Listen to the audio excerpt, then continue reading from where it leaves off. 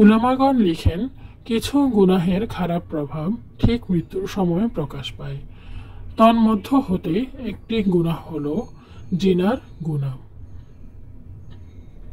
এই জিনার গুনাহের প্রভাব দুনিয়াতে তো দেখা দেয়, মৃত্যুর সময়ও এর প্রভাব প্রকাশ পায়।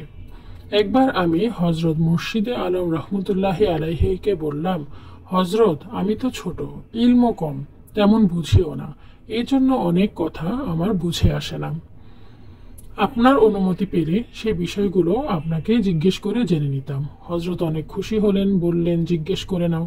তখন আমি এই প্রশ্ন করলাম, হজরত, তালবিসে ইবলিস কিতাবে একটা ঘটনা পড়েছিলাম।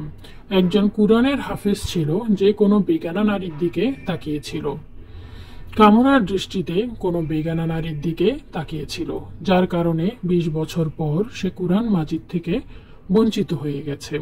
কুরআন মাজিদ তার সিনা থেকেই বের হয়ে গেছে। তো আমি বললাম যে, হজরত, মাত্র এই একবার কোনো বেগানা নারীর দিকে তাকানোর এত বড় শাস্তি? কুরআন মাজিদ থেকে বঞ্চিত হয়ে গেছে, এটা তো অনেক বড় শাস্তি। হজরত তখন বললেন, আসলে এটা আল্লাহর গায়রতের ব্যাপার। সেটা কিভাবে? আল্লাহ তাআলা চান, বান্দা আমার, তোমাকে এত এত নিয়ামত দিলাম, সৃষ্টিও করলাম আমি, এখন তোমার অন্তর আমার ভালোবাসার জন্য অক্ষ হওয়া চাই। যখন তোমার স্বীয় অন্তরে আল্লাহর পরিবর্তে কোনো গায়রে মাহরামকে জায়গা দেই আর তার ভালোবাসা অন্তরে জায়গা দেই, আপনি কোনো মহিলার ঘরে তার সতীনকে নিয়ে এসে বসান না, দেখেন সে কেমন রিয়েক্ট করে। বললেন, এটা আল্লাহর গায়রতের ব্যাপার, আর আল্লাহর যখন গায়রত আসে তখন তিনি যে কোনো শাস্তি দিতে পারেন।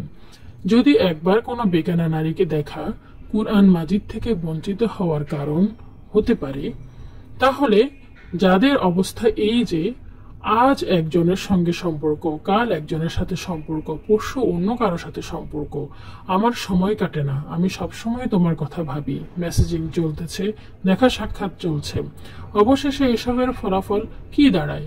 ব্যক্তি মৃত্যুর সময় ঈমান থেকে বঞ্চিত হয়ে যায়। উলামাগণ লিখেন, জিহবা কালেমা পড়তে চাইলেও পড়তে পারে না, আল্লাহ তৌফিক ছিনিয়ে নেন। তো এই জন্য এইসব গুনাহ থেকে তাৎক্ষণিকভাবে তওবা করে নেওয়া খুবই জরুরি।